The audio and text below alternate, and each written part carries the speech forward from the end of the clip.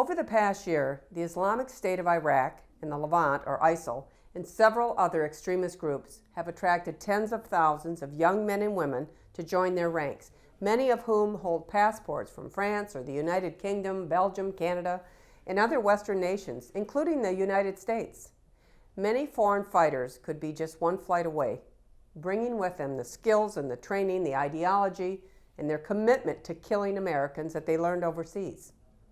The threat that these foreign fighters pose is significant, and it's growing, in large part because terrorists with Western passports are eligible for visa-free travel to the United States through the Visa Waiver program, in which there are about 40 participating countries.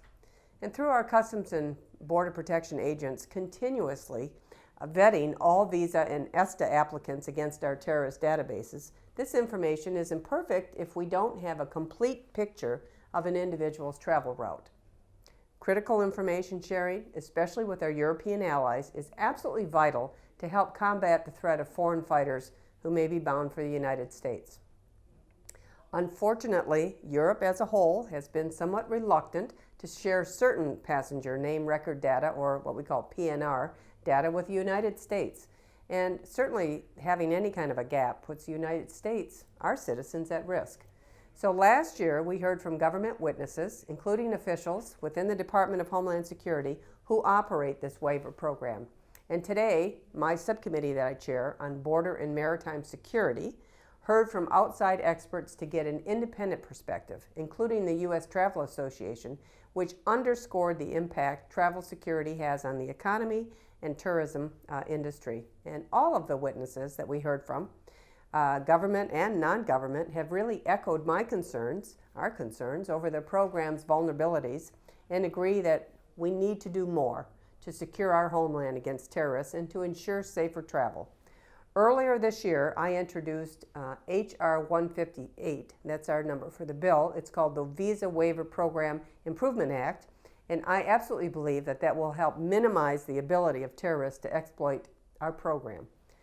This bill allows the Secretary of Homeland Security to suspend participation of countries in the program if they do not share critical terrorism and foreign traveler data with the United States consistent with the program's underlying agreements.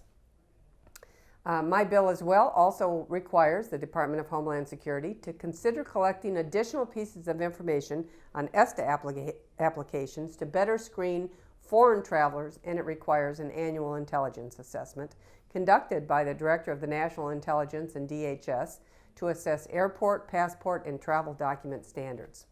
And since its introduction, I have received a great deal of support for our legislative proposal from all kinds of stakeholders, multiple stakeholders, including the Department of Homeland Security, Secretary Jay Johnson, the former director of the Visa Waiver Program, the U.S. Travel Association, the Director of Foreign and National Security Policy at the Heritage Foundation as well.